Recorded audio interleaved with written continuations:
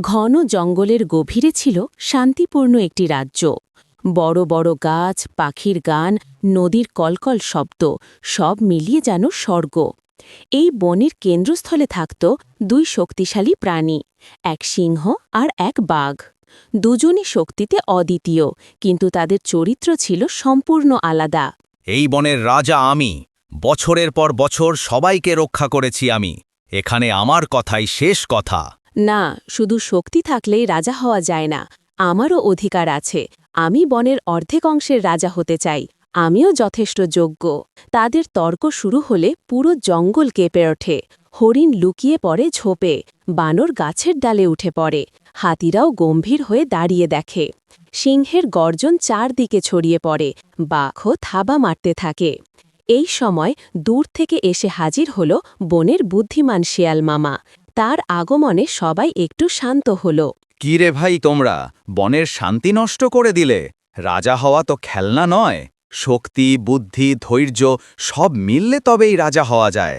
তাহলে তুমি বলো, কি করলে ঠিক হবে? হ্যাঁ, তুমি বুদ্ধিমান, তোমার কথা আমরা মানব। ঠিক আছে, তোমাদের একটা পরীক্ষা দিতে হবে। ওই দূরের পুকুরটা দেখছ? পানি গভীর, ঠান্ডা আর অনেক বড়। যে আগে সাঁতরে ওপারে পৌঁছাতে পারবে সেই হবে বনের প্রকৃত রাজা। এই খবর মুহূর্তেই বন জুড়ে ছড়িয়ে পড়ল। সবাই দম ধরে অপেক্ষা করতে লাগল। পুকুরের ধারে জড়ো হল হরিণ পরিবার, হাতি, বানর, সজারু, এমনকি বনের পুরনো কচ্ছকও। বাতাসে উত্তেজনার ছাপ, পানি ঠান্ডা হাওয়ায় কাঁপছে।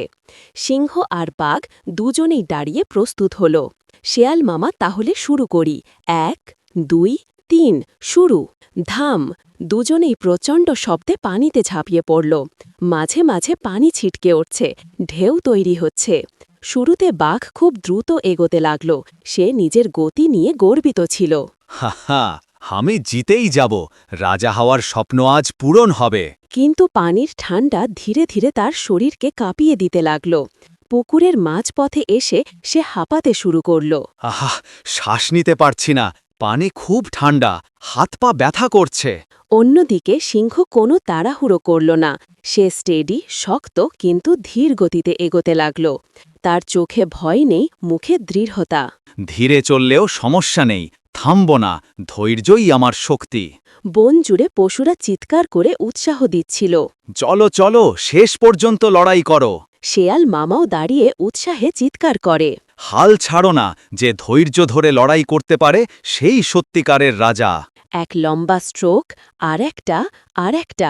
শেষ মুহূর্তে সিংহ দ্রুত গতিতে পুকুরের কোল ঘেঁষে ও পাশে উঠে দাঁড়াল।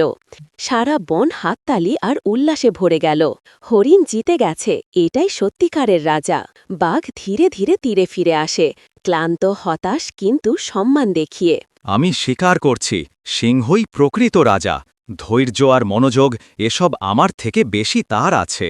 ঠিক তাই, রাজা সেই যে শক্তির সাথে সাথে ধৈর্য, বুদ্ধি আর দায়িত্ববোধ দেখাতে পারে। আজ থেকে সিংহই এই বনের একমাত্র রাজা। এভাবেই বনে ফিরে আসে শান্তি।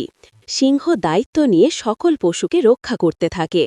বাঘও মনে মনে শিখে নেয়, শুধু শক্তি নয়, জয়ের আসল চাবি হল ধৈর্য আর চেষ্টা। এভাবেই জঙ্গলে শুরু